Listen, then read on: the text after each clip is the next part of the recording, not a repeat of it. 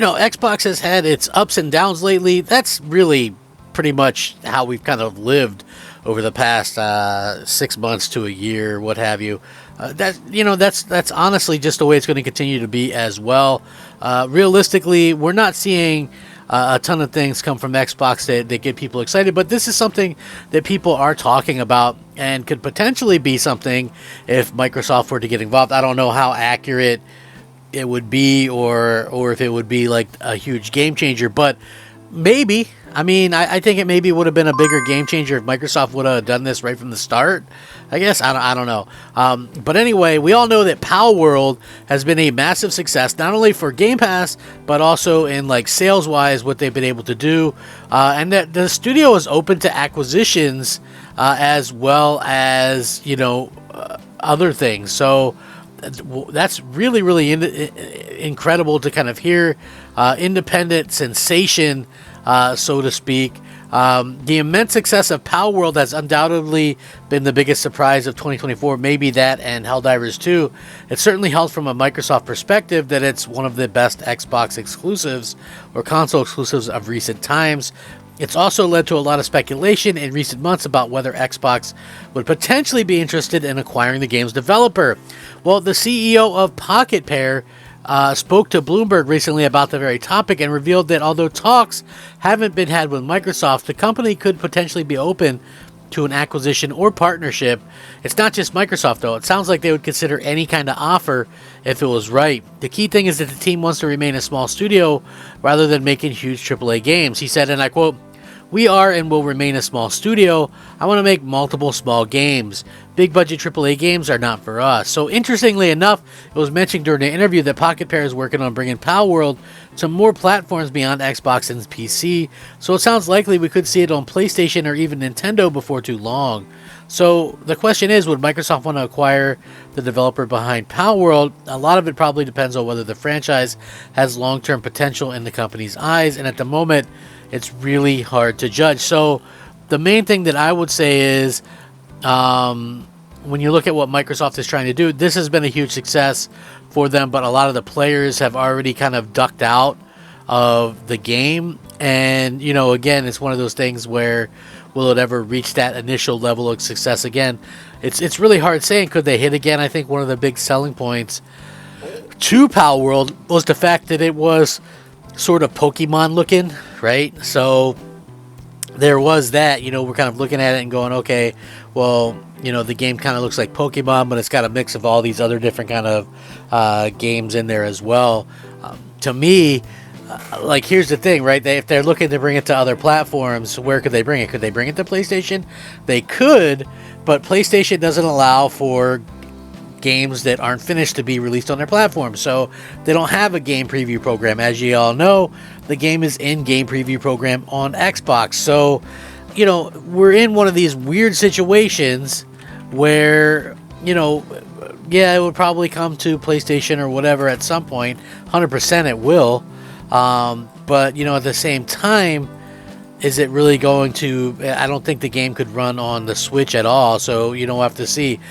They want to stay small, like they've said multiple times before. They're not into big budget blockbuster games. Although Pal World certainly performed like a big blockbuster game, a monster survival game, had 2 million Steam players logged in at the same time, rivaling the biggest hits on the platform. And the CEO and director claims that the team won't substantially grow despite the game's staggering success.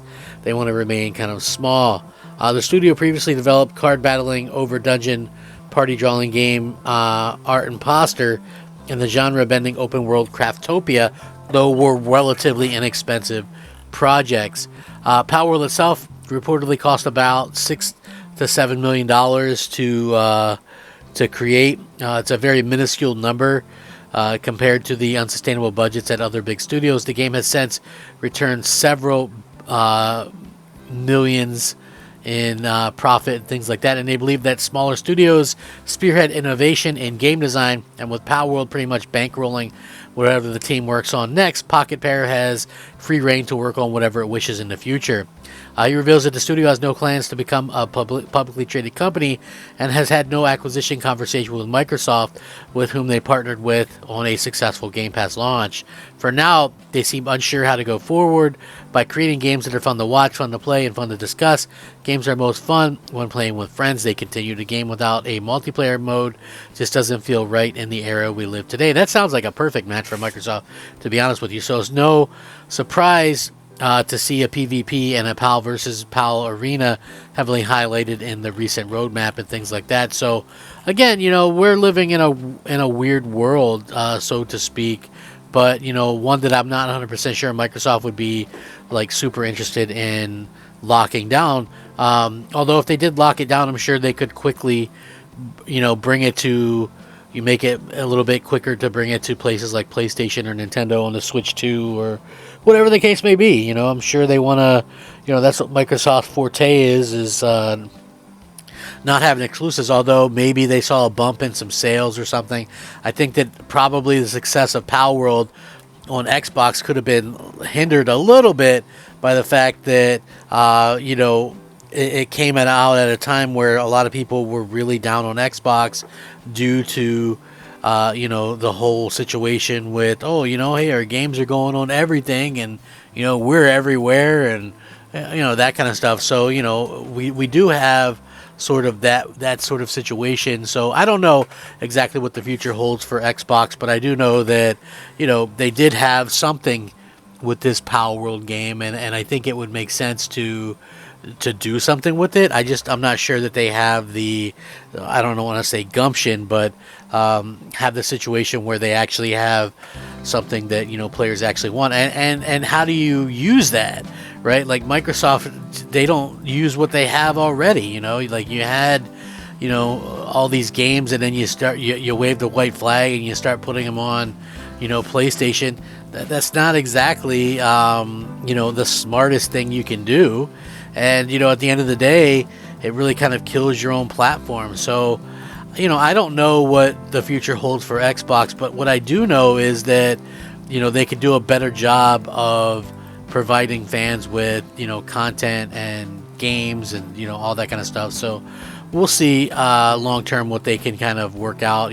For me personally, I don't exactly trust them, but I think that if they were to buy this developer, it'd be probably a good Game Pass developer since they put out smaller games at a relatively quicker pace. But since they don't want to grow anyway, maybe Microsoft couldn't even really help them outside of, having Azure servers and, that kind of stuff. I don't know. What do you guys think, though? You think they would benefit from buying them? Would it change anything in the console war?